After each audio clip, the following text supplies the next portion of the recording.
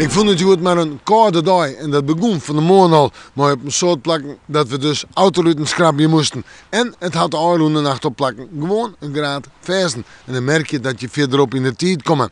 Je hoort in de leiden wie het dan nog wel uit te houden. Maar op een wien wie het flink koud. En dat zal eerst ik nog wel even sabluwen.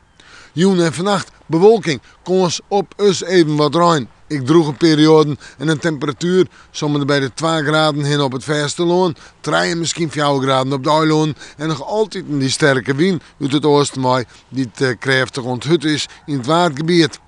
En dan morgen. Morgen al westen de huisjoord. Bewolking. Ja, hier en daar misschien een glimpje zinnen met het stelt net volle vaart.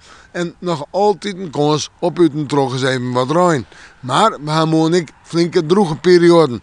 En de temperaturen zijn 6 of zo'n graden. Krijgt een graadje hoger als joord. De wind een beetje minder sterk, maar het krachtig. Nog altijd uit het oosten waar komt. En daar toch viel het ik nog altijd een volle koude roon.